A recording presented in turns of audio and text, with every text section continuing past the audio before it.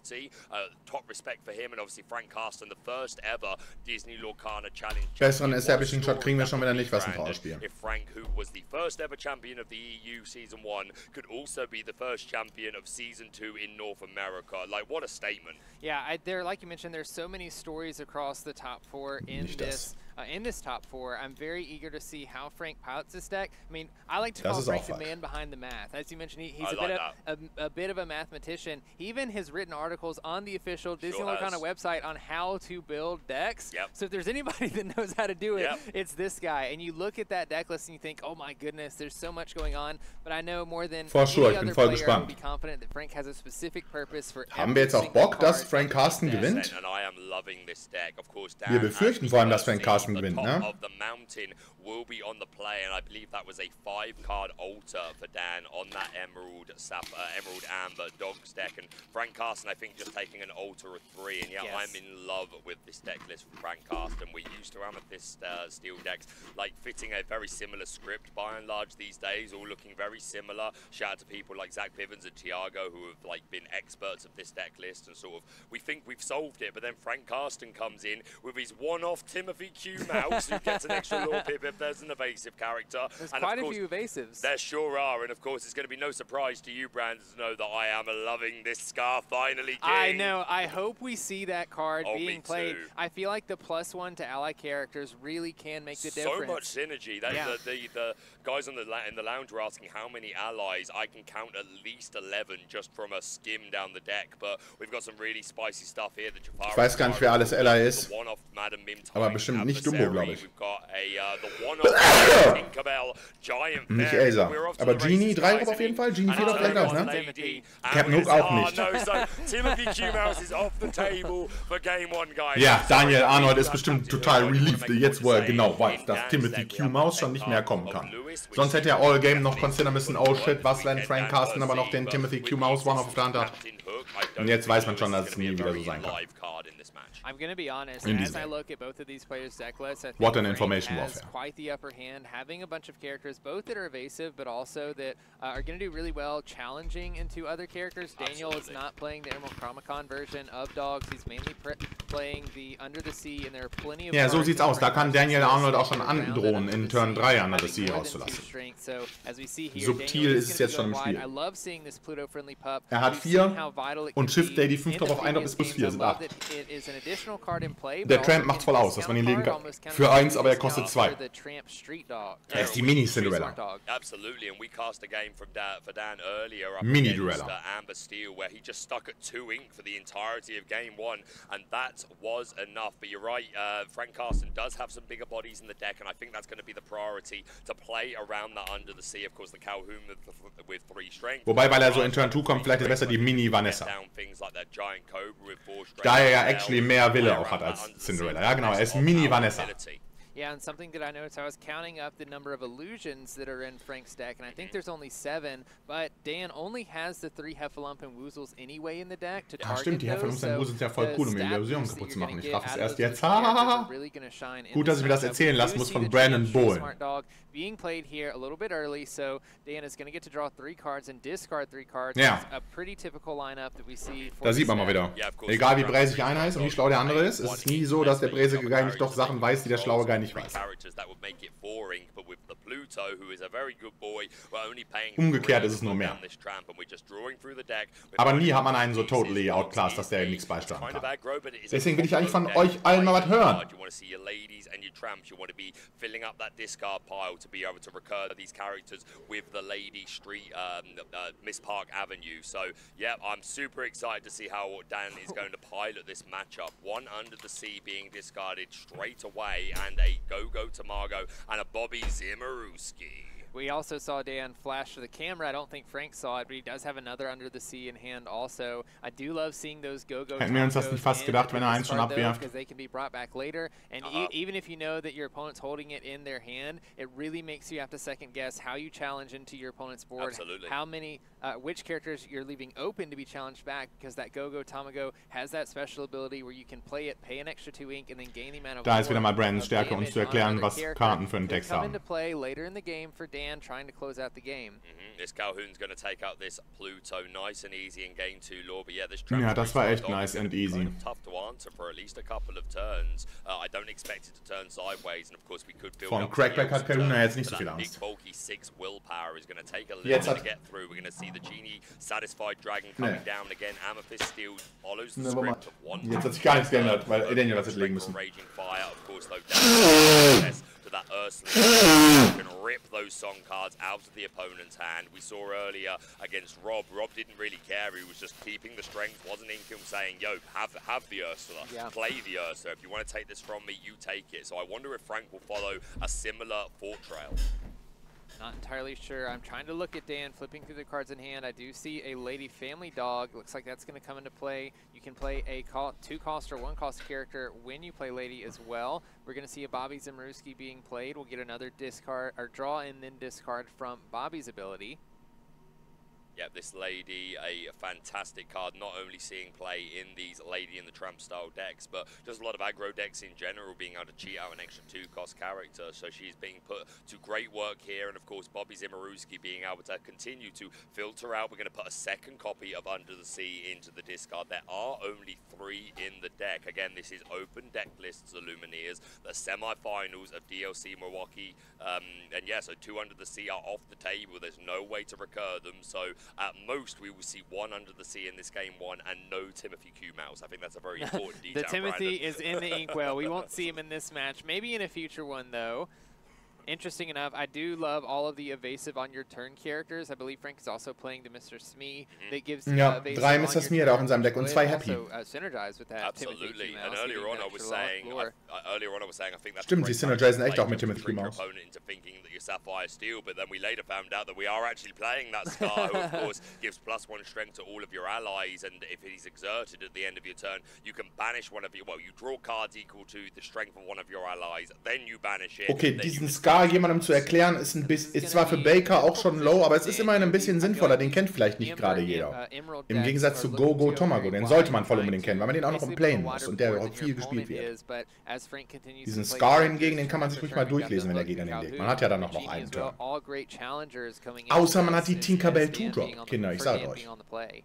Yeah, no, it's definitely going to be an up-the-mountain stretch for Frank Karsten, pun entirely intended, but you got to think Frank might have seen a couple of Dogs decks over the course of his 12-round Swiss run, and then top cut all the way to the semi-finals. If you're only just joining us, you've missed a lot, but welcome to the Lorcana Challenge. This is the semi-finals, Frank Karsten versus Dan. One of these players will be proceeding to the finals for the chance to be the first champion of North America Season 2, and of course to earn that super coveted invitation to the World Championships. But of course, we're already definitely going to see both of these guys at the North American Championships, the top 32 earning that privilege.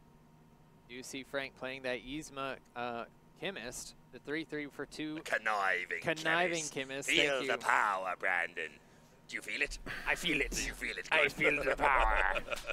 She's a fantastic card again. These Amethyst Steel decks that want to play out as much of their hand as possible, go super wide. Of course, playing Doc Bold Knight is a fantastic choice, but Yzma, another card that allows us just to be kind of greedy, Brandon, to be honest. Yeah, Frank holding 3 cards in hand currently, but Yzma with that ability where you can draw up to 3. A great draw engine, a consistency card to allow you to keep resources in your hand. We're going to see Dan playing another Bobby Zimmerowski. That might be the 3rd that we've seen for the day. Was hat er denn da auf der Hand? They've put in a lot of work for him. Sieht aus wie Merryweather. Cards and discarding cards, but it's just building a Und ich glaube Ursula 2-Drop. We know there are cards like the Tramp, Enterprising Dog. Ziemlich halt nixig alles. Er kann auch echt jetzt nicht gut seine letzte Handkarte ausspielen, weil wenn er sonst so Tramp 7 Drop von oben rippt, dann macht er halt nichts. Wohingegen, wenn er sonst Tramp 7 Drop von oben rippt, dann macht er alles, was du willst, fast schon. Weil er auch schon 2 Under the Sea discarded hat. Die sind in diesem Matchup natürlich auch nicht so toll, weil er nichts hat, um den Gegner kleiner zu machen. Ah ja, er macht Under the Sea, hittet nix. Ist diese Giant Cobra vielleicht ein Ally? Frank gain a little bit of extra lore. Doc, of course, used to refill his hand. Frank could very easily on the next turn ink one of those cards, play one of those cards, play the Doc, draw 2 more cards, and continue adding könnte sein, ne? board that Dan is trying to build. Wir suchen mal. Yeah, this board has gone super wide and the Ursa Nach Deceiver, Cobra. just getting information as well is super critical. Es gibt 5, interessant. Trading card game. We're going to pass. Sie ist Ally, yeah. Karsten is going to ready set draw as is Interesting. I think that was a strength for a Raging Fire off the top of the deck. Oh, Gargantua und Cobra ist so eine Karte aus so einem PvE-Deck. Aber es gibt noch Cobra Bubbles. Cobra Pit ist auch eine PvE-Karte. PvE. Lots of ones, lots of twos. So actually good odds here that Frank Karsten might be able to go 6 characters wide and then answer this Tramp Street Smart Dog. I believe we can. We have at least two cost characters in hand and then a giant Cobra as well. One of those being Doc, the other one being Smee. So definitely could go to 6 and then seeing to play that Strength of Raging Fire, banishing that Tramp, starting sort of the breaking of this board state where both players are keeping their characters readied. Looks like Frank is considering inking the giant Cobra here. Ja, ich frage mich, was Frank da macht. Frank hat immer den Isma jetzt aktiv, mit dem kann man ordentlich grinden gegen das.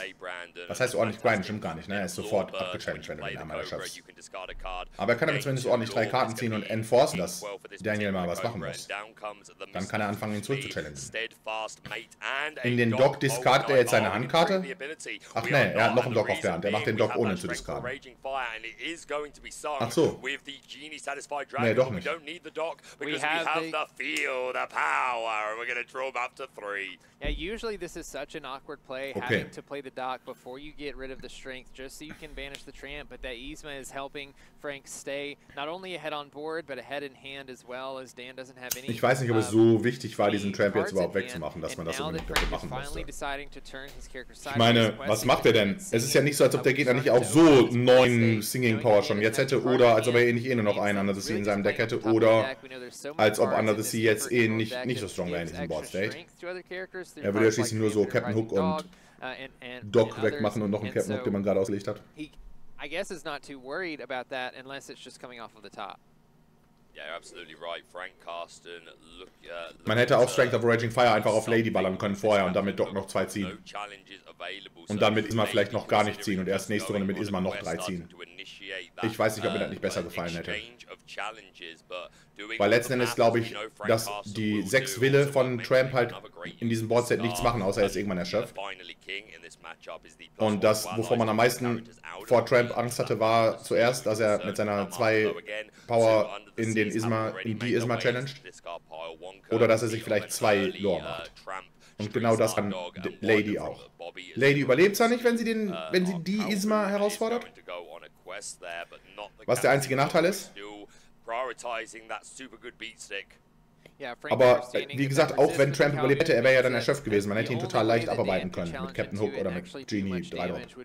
If he drew one of those cards in his deck that allows you to increase the strength of one of your other characters, so it's a relatively safe risk to take, just gaining a little bit of extra lore. And now Frank has built a bit wider board than Dan has, and this is such an awkward match for Dan because you can't really turn. Frank Karstens Deck gefällt mir echt gut, ey. Also zumindest für ein Amethyst Steel Deck. Big burst of lore, but then you're kind of left with nothing. Yeah, it would have to be that Tramp Enterprising Dog, or hat mehr Card Draw als die meisten. Man könnte auch noch viel mehr haben und so ein Control-Deck sein drin. Ich weiß noch nicht, ob das dann besser ist als Blurple. Man hat ja keine Ram. Man hat auch keinen Hades. 3 ink to shift down Miss Park Avenue, and now we're going to return 2 characters of cost 2 or less from our discard to our hand. The first one is going to be the Bobby Zimmerowski dude, and which other one is Dan considering? I quite like the Merryweather here personally, but maybe the Go-Go. There are some big bodies here, something like that Genie Satisfied Dragon with that 4 willpower must be pretty tempting to be able to hopefully get some damage on it and then have a 3 Guckt euch das an. Das ist die Lorcana App. Man kriegt epileptischen Anfall gleich. Reasons exactly. Dan knows he's going to need some big bursts of lore coming through if he wants to win this matchup. We're going to use the Wie kann die denn so abspacken? Challenge and banish the Yzma, getting rid of that draw engine for Frank. So we saw the value that Frank got from Yzma in the last turn. Making sure that he echt selten, dass ich meine App abwürgen muss und tatsächlich neu starten. Cool, you've taken her out, whatever. I like that little moment there as well. We talk about this lady, Miss Park Avenue, actually one of the bigger beat sticks in the deck with that 4 strength. Challenging to Yzma, and I like the little hand motion from Frank there. I was like, I do free back. Was war's? Lady Miss Park Avenue, actually one of the bigger beat sticks in the deck with that 4 strength. Challenging to Yzma, and I like the little hand motion. You've taken her out, whatever. I like that little moment there as well. We talk about this. That again. Hey, she's done a job at this point. She just gave you. Haben wir jetzt etwa Frank Karsten Personality verpasst? Cool, you've taken her out, whatever. I like that little moment there as well. We talk about this Lady Miss Park Avenue, actually one of the bigger beat sticks in the deck with that 4 strength. Challenging to Yzma, and I like the little hand motion from Frank there. I was like, I do free back. Yeah, also one of the bigger beat sticks in the deck with that 4 strength. Challenging to Yzma, and I like the little hand motion from Frank there. I was like, I do free back. Was hat? Ich verstehe es einfach nicht. Egal. Yeah, also sets up for a pretty decent trade as well with one of the cheaper characters that Frank has on board to clean up that lady. So we are going to see a Dumbo being played, turning on all of these characters that gain evasive on Frank's side of the board. We can use Dumbo's ability where we pay 1 ink, exert the character, we draw a card, and gain a lore. Yep, Mr. Smee making history. Gain 1, draw 1, courtesy of the 9th Wonder of the Universe. Ja, vielleicht kann man endlich mal ein Mushu-Deck bauen. From set 9, Fabled. Frank looking to potentially ink something else here. I think maybe the Captain Hook to potentially play, and no, we're gonna pay for Dumbo once again. Now the Genie is gonna make history. We're gonna gain 1, draw 1, and as it stands, there are no answers to the Dumbo on Dan's board. In fact, I don't think there are any answers to the Dumbo whatsoever. Yeah, I was just thinking the same thing. Dumbo being evasive, also being above that under the C number, means it's going to be very difficult to get rid of. You can't play anything like Lewis against it because he can just use his ability to get around the Reckless that Lewis would give. Echt interessant. So Dumbo, I imagine, is going to be around for a while. Mushu-Deck. Yeah, all of these evasives really, of course, except for things like Smee and Genie that only have evasives. Ich sehe schon, wie es alles zusammenkommt. This Dumbo is pretty Super safe nice. from what I can tell. I'm literally trying to work out if there is a single thing that we could do to remove this Dumbo, and I'm really not seeing it, to be honest with you, Brandon. No, I'm looking through the deck list now, and I actually don't think there's a single answer. Because even if you played the Lewis and gave it Reckless, like, it can just use the Breaking Records ability itself to get around that Reckless key, condition. So this Dumbo does look like it's going to be here to stay. We're going to play Bobby Zimmerowski, dude, and draw 1 and discard 1. What is it going to be? I think it was a Cursed Merfolk we found off the top there. Like we've got a Cursed Merfolk, Bobby, and Go-Go in hand.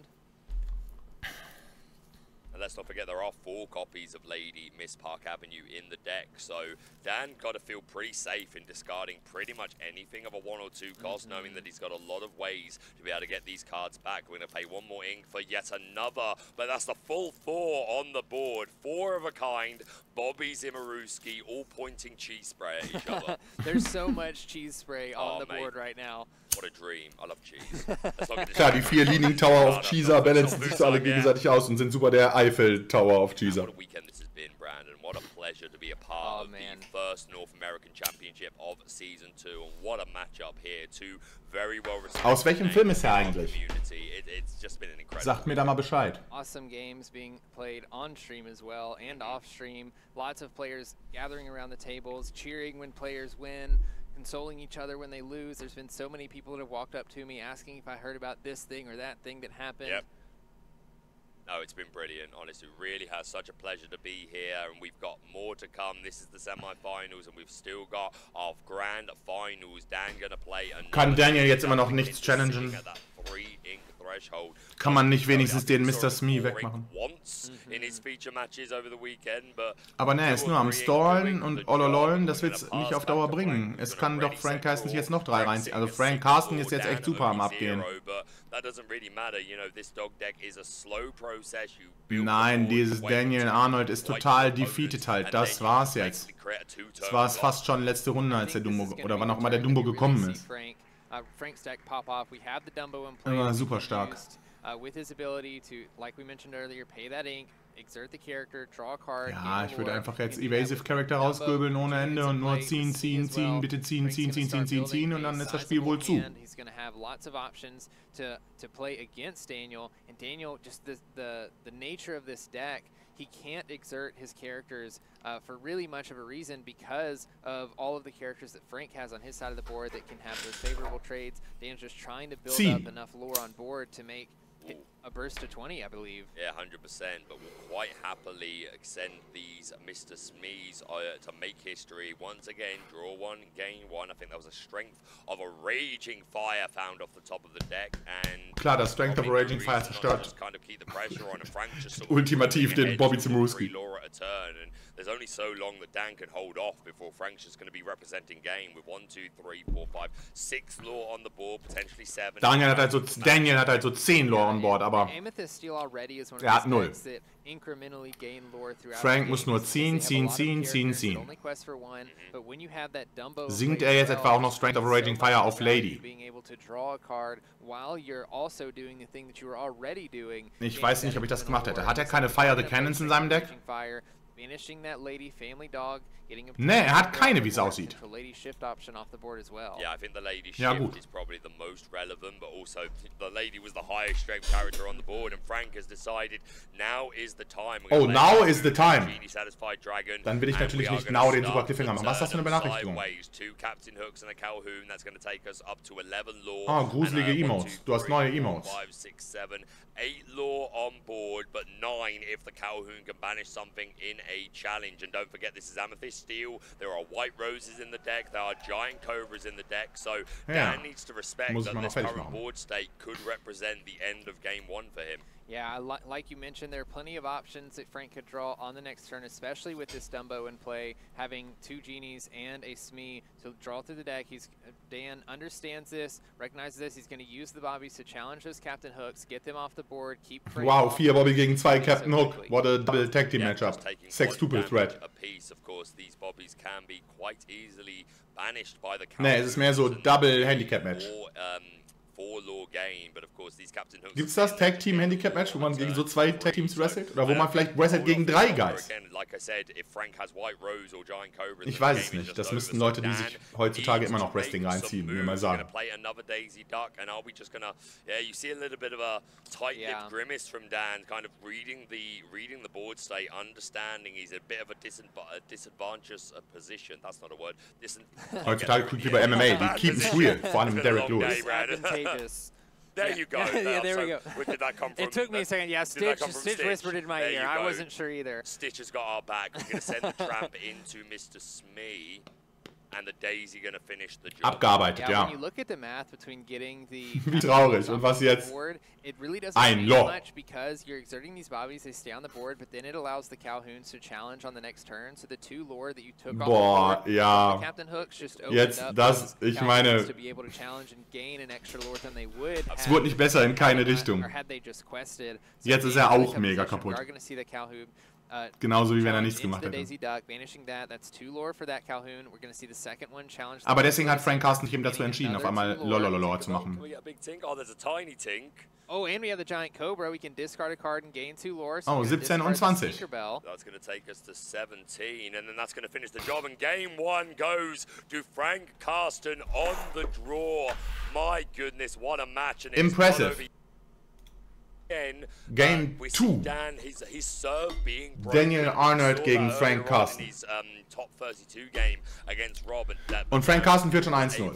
Come out of that one the victor. So will we get a repeat performance? But this is a super good position. Wir brauchen anscheinend noch ungefähr 2,5 Stunden minus Breaks. Da sind Interviews drin. Even if he loses game 2, he will get his game 3 on the play, and Amethyst Steel on the play against Amber Emerald Dogs, especially without the Emerald Chromicon. That is a tough position for Dan to beat his way out of. It really is. We saw in the last game, Dan is just kind of forced to play as many characters on board as he can, keep them upright until he builds a massive characters where he can eventually try to quest out and hopefully build a board too wide for Frank to answer. So I think if I'm Dan here, I'm just looking to go as wide as possible, as fast as possible. Frank did such a good job of playing around those Under the Seas by playing all those characters. Ja, das hat gemacht.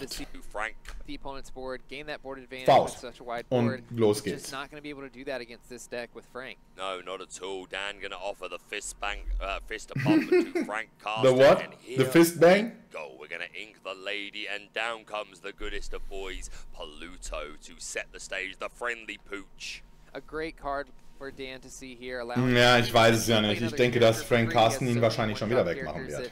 you can exert the Pluto to reduce the cost of that character, play it. Er hat ja da echt einen spannenden Bild. Aber mal sehen, vielleicht nicht. Die Sache ist halt, Daniel Arnolds Under the Sea sind einfach nicht so strong. Er könnte natürlich super wide gehen, ganz früh und ihn so versuchen zu Tode zu rushen. Und vor allem ist er nicht auch dieser Emerald Comic-Con-Bild? Daniel Arnold? That would have been an impactful turn, but wasn't necessary. Frank still able to take game one. Nee. Breaking serve, we're going to ink the captain. Hefferlums and Wusels hat er als Tech-Karte. Um immerhin die Illusions von Frank Karsten wegzumachen, von denen er einige hat. Putting in a masterclass of work in game one for those characters that have evasive or have evasive during your turn, and Happy will quite happily make history himself. I think Happy would love the circus. And as we mentioned, there's not a single answer for Dan in his deck to deal with those Dumbos. So ja, als Zwerg hatte man, glaube ich, immer noch überdurchschnittlich viel Spaß im Zirkus. It gives him so much more value than really any of his other 4-drops. You are going to see Dan play a Go-Go Tamago. It is an evasive character. Okay, so I guess Go-Go is technically an answer to the Dumbo. Yeah, okay. We did kind of like disrespect the evasive keyword on Go-Go in the previous game. You just think of her as a lore burster, but yeah, that 2 strength can be boosted up courtesy of Merryweather. So, okay, there are timid answers to the evasive. Wird der Teppich schon reinkloppen? Ja, ne? Klar, was soll denn passieren? Trade mit Go-Go Tamago? Das wird Happy doch sowieso machen. Could do nothing to prevent it from making history. So the priority 2-drop in this game, I think, is a great decision. Yeah, and Happy being in play for Frank here. Ja, ich weiß es ja nicht. Er könnte natürlich echt diesen Go-Go unendlich zu Hause halten, nur um dann, wenn Frank Karsten finally seinen Dumbo erschöpft, dann mit Tramp oder Merryweather mit Sicker und Go-Go Tamago den Dumbo upgraden zu können. Das ist natürlich keine tolle Strategy, weil Frank Karsten auch seinen Dumbo nicht erschöpfen kann und stattdessen nur die anderen Knechte, um zu warten, bis er Strength of Raging Fire hat, um damit den Go-Go Tamago dann wegzuballern. Oder Elsa the Fifth Spirit, um ihn voll einfach abzuräumen. Von daher denke ich mal, dass Frank Karsten auch dieses Game locker gewinnen wird. Da sehen wir schon wieder den Isma auch gegen den. Hat Daniel einfach gar keine Antworten. Daniel hat generell einfach keine Antworten auf die Card-Drawing Engines, die Frank Karsten so rauslegen kann. Und vor allem nicht für den Dumbo, von denen Frank Karsten fett 4 Stück bestimmt spielt, ohne nachzugucken. Sein Under the Sea macht nicht so viel gegen Frank Karstens Deck, da seine Charakter mostly relativ viel, was heißt mostly, aber da er zumindest ziemlich gut ein Board aufbauen kann, wo er einige Charakter hat mit Stärke mehr als 2. Zum Beispiel da kommt schon der Mr. Smee und der Calhoun. Ne? Under the Sea würde jetzt ein halbes Board wegmachen. Wenn es jetzt kommen würde, es kann jetzt nicht kommen. Aber wenn es jetzt kommen könnte, könnte es ein halbes Board wegmachen, wenn nicht mal gut.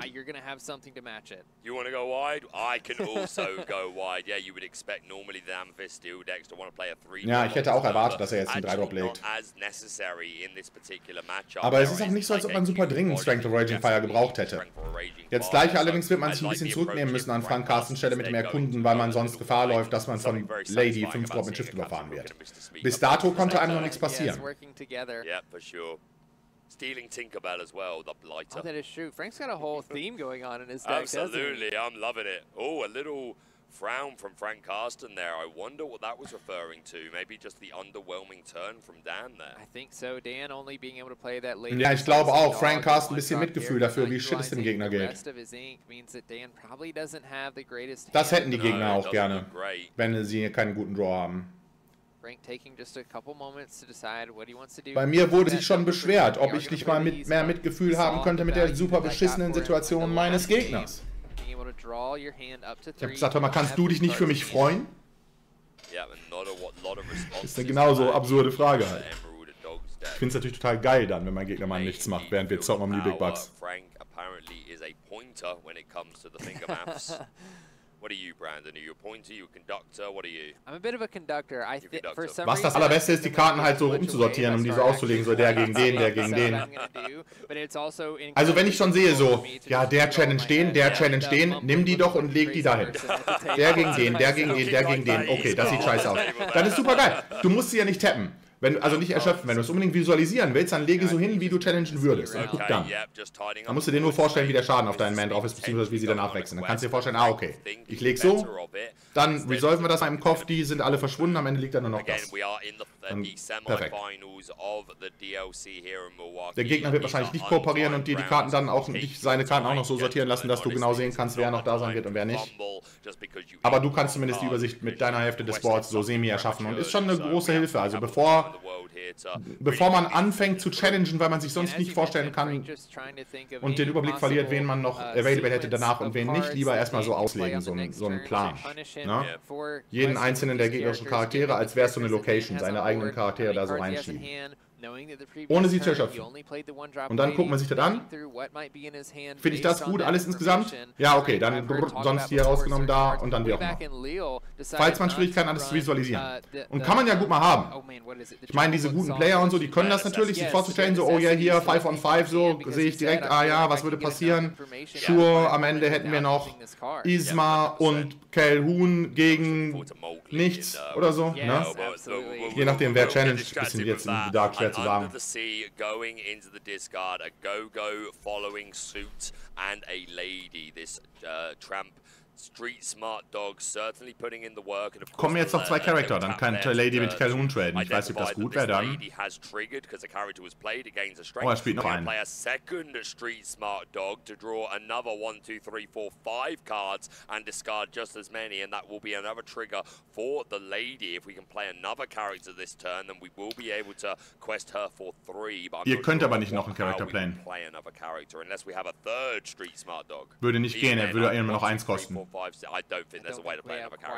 Ganz genau, Baker. Du hast es auch erfasst. Seeing both of those street smart dogs in play, they are high willpower characters. It is going to take a little bit extra from Frank. If we do see those tramps exerting themselves, they do quest for 2 also, so could help Dan on this race to 20 here. We have 2 very different styles. We have this Amber Emerald, one that's looking to burst lore for a couple of turns after establishing a wide one, getting to 20, versus the Amethyst Steel deck that's looking to incrementally just gain a couple lore every turn through their questers. It looks like Dan is gonna quest with this Curse Merfolk, gain 2 lore. Womit stellen wir den? Oh, interessant. Challenge the Curse Merfolk. We'll have to discard a card, also choosing to exert the Go-Go Tamago, questing for another. Dann denke ich mal, ja, Frank Karsten wird jetzt erstmal was ausspielen. Aber wenn wir dann davon mal, wenn wir mal davon absehen, dann würden wir jetzt sehen, dass so Happy in den Go-Go Tamago tradet.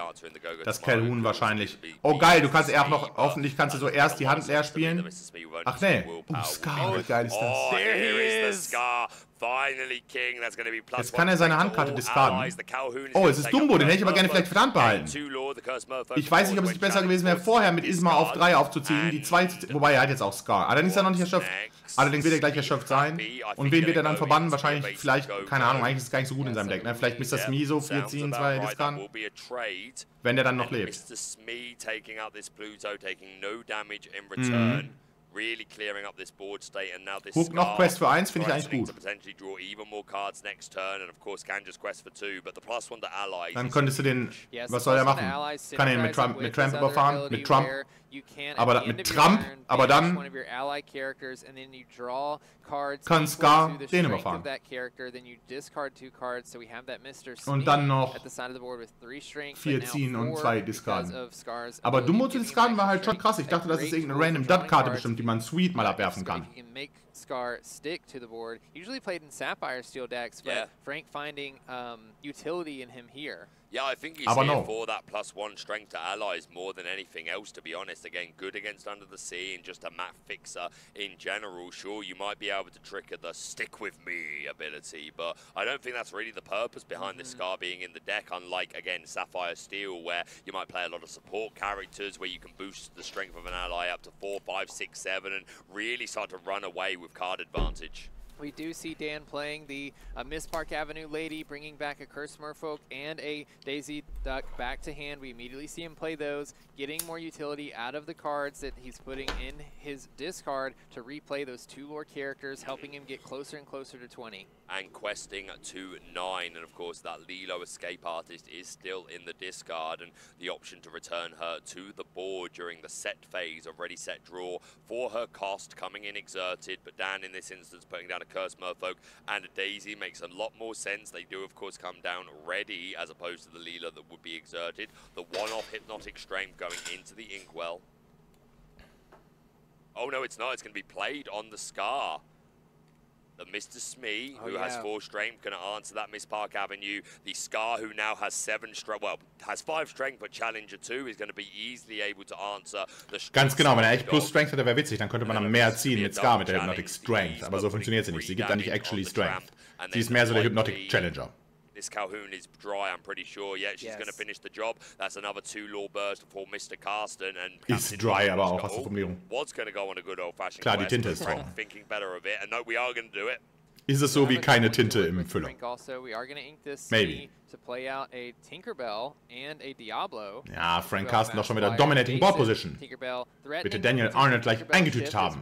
The Tinkerbell Giant Fairy, which is a card you would love to shift. As it enters play, it deals 1 damage to all opposing characters, but then you'd be able to challenge with that Tinkerbell on the next turn also. And she has a very amazing ability where if she banishes a character in a challenge, she can deal extra damage across the board, does lots of work against aggressive decks.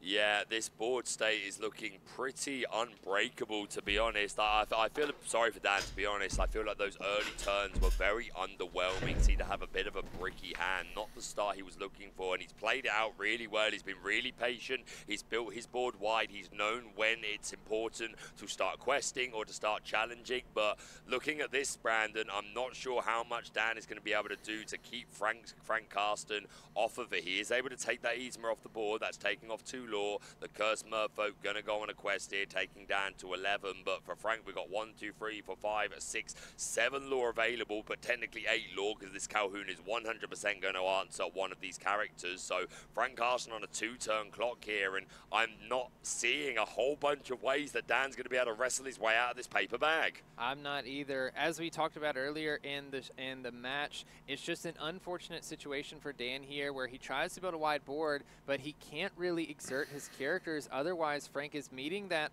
meeting the width of the board that Dan is trying to build and saying, look, the moment that you turn all of your characters sideways, I'm going to utilize that. I'm coming. Yeah, I'm coming. I'm going to take advantage of that through my cards like Calhoun that can challenge and gain lore, Captain Hooks that can trade up. We are going to see the Captain Hook banishing the Cursed Merfolk here.